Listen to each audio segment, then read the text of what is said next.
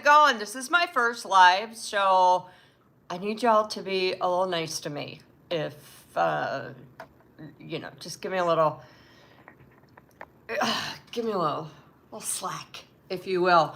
All right, so this is a big news day today. Harry was in court to support Elizabeth Hurley. Tom Sykes and I actually just did a big old thing on it. However, I don't think Harry realizes, because I don't think he's that bright, to be fair, that he's coming off as a huge hypocrite, saying how his childhood was commodified, and yet he and Meghan are kind of doing that with their kids. I'm going to have more on that in my column for News Nation, and that comes out tomorrow. Basically, just go to News Nation, sign up for my newsletter. It's freaking amazing. Or go to my Substack. It will be there as well. This is what's going on. I got some big exclusives for you guys. Number one, Taylor Swift is in trouble. I mean, who knew? America's pop princess and sweetheart. Eek. There's a little problem. She spent all these years being like, I'm everyone's best friend. It's so amazing. And, I tell it like I see it, all this stuff. The problem is her texts with Blake Lively have come out. And, a lot of people have talked about it. But I'm going to read some to you and tell you why this is such an effing problem. So on December 5th, 2024, Taylor sent Lively a screenshot of a People magazine article where Justin Baldoni claimed he was sexually traumatized by an ex-girlfriend. Swift wrote, I think this bitch knows something is coming because he's gotten out his tiny violin. Wow. Then she also had a chat with Lively about how predators always think they can get away with it, blah, blah, blah. Then, remember how Taylor had been like, oh my God, I just showed up to a meeting at Blake's place. I had no idea Justin Baldoni would be there. It was the big, where a bunch of people, Brian, Blake, Taylor, all kind of bombarded Justin with the kind of shitty thing of like, did you read Blake's script? Wasn't it better than yours? You should totally make those changes. And really pressured him into giving Blake her edits and also more control. It's freaking crazy. And it was just not cool. They wrote about it as well, with Lively texting Taylor, you were so epically heroic today. You making shit up about me in lenses and referring to yourself as my doll. This clown, Baldoni, fell for all of it. And then, of course, Blake called him a doofus director. Not cool.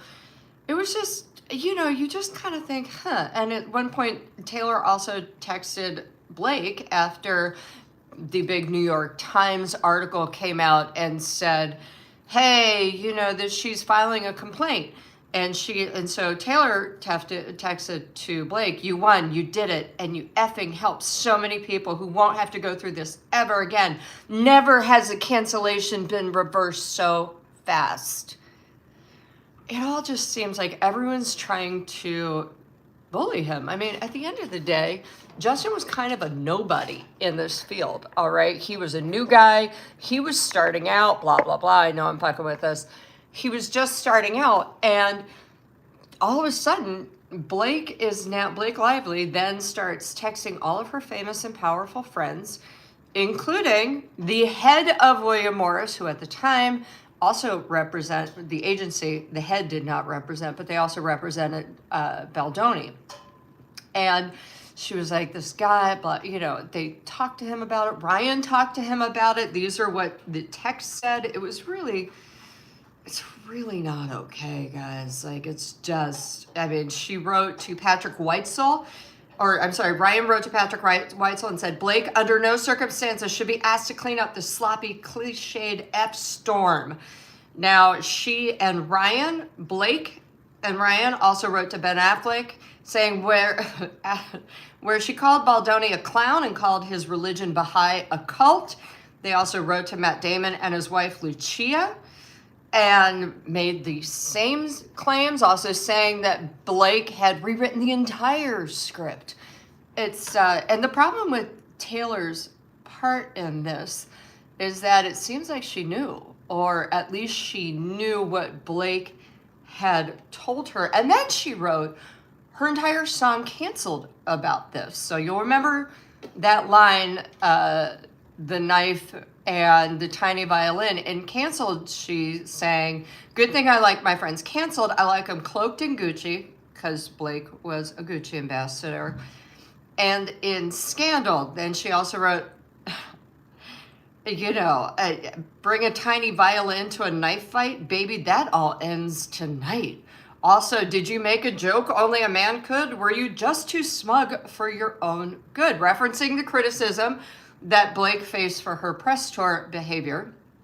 She also sang, "It's easy to love you when you're popular. The optics click, everyone prospers, but one single drop, you're off the roster. Tone deaf and hot, let's effed her off." Blake was also called tone deaf. I mean, I don't know. I just feel like for the first time in her life, Taylor Swift kind of looks like a bully. And it's kind of bad. She and Travis are kind of facing upstream together. Taylor's caught in this S-storm, and with all of her texts leaked out, and doesn't look good. And then you got Travis, who at this point, man, I mean, his football career, I've heard he's retiring, and if it's not done, it should be, because one more hit on the field, that is not going to look good in about 10 years. However, he's got Hollywood, all that stuff, but it's still a transition. They're both in transition. It's going to be interesting to see how Taylor navigates this bullying accusation. I've also got another great story coming up on News Nation tomorrow about why Ariana Grande and Wicked was snubbed from the Oscars. Now, my sources are telling me, and I quote, Ariana Grande and Cynthia Erivo just creeped him out too much. So, you guys remember that amazing, weird press trip that they did for both of the films, Wicked 1 and Wicked 2, where they're all over each other and crying. And on the second one, this is so insane, where she was cradling the arm and and then Cynthia's her bodyguard and all this stuff. So my sources are saying the movie Wicked 2, or Wicked Forever Bad, whatever it was, the movie wasn't that good, and Cynthia and Ariana sucked the air out of any red carpet they were on, and no one wanted to go through that again. And the voters also said, think of it this way, we were protecting Ariana from her anxiety and Cynthia from having to intervene again. Oh, so bad, but I kind of love it. What can you do? I mean, the anxiety, the everything. It was just a masterclass on how to go viral for the wrong freaking reasons. Ladies, you're creeping everybody out, and you cost yourselves an Oscar. All right, I got another exclusive coming up tomorrow. Karamo got burked. Actually, that's also on my Substack, which is amazing. It's called The Scoop with Paula Froelich. So Karamo, as you guys might have heard, Karamo Brown on Queer Eye refused to go on the Today Show and CBS Mornings with his castmates. And he let out a little video that was aired, and it said, yeah, you know what?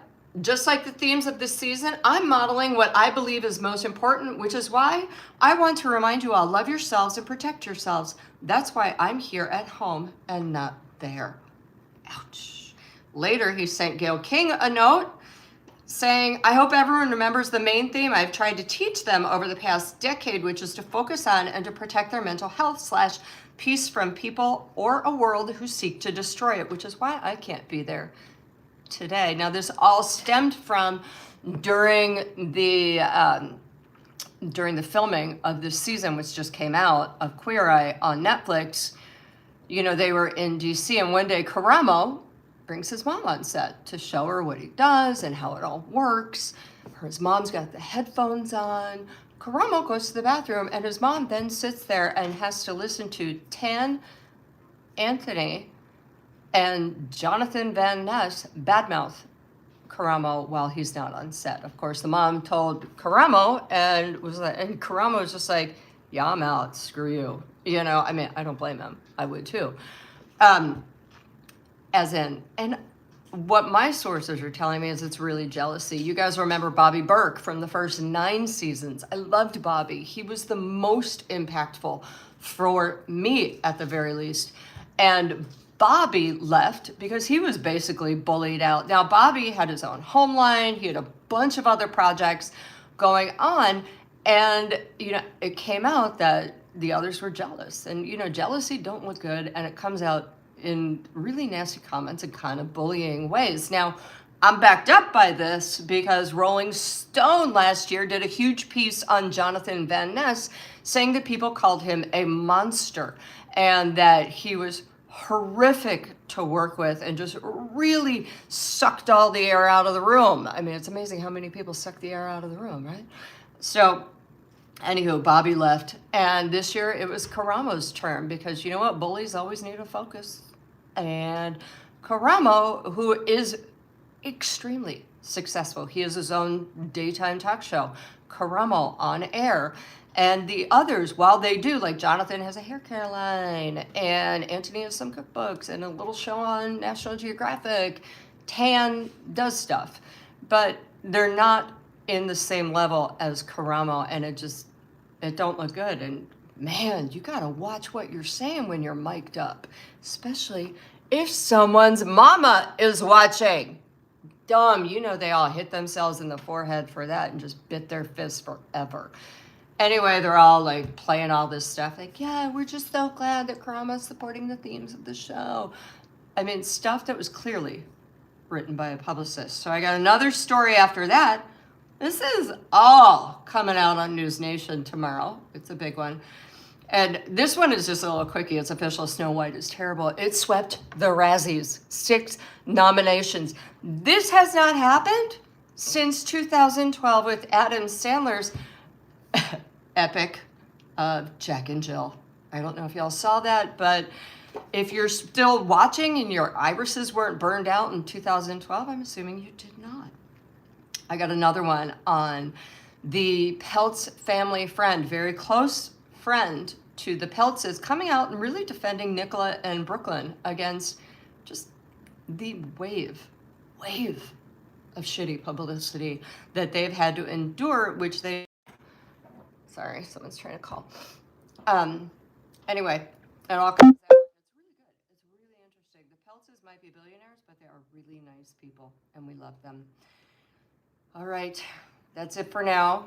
I will keep you updated, and thank you. And be kind. This is my first one. Thanks. Doop. I honestly don't know how to turn this off. I'm not sure how to do this. I think we're still going, yeah. What? Yeah, this is, I'm really not sure how to turn this off. I know someone's at my door. Okay, hold on. Yep.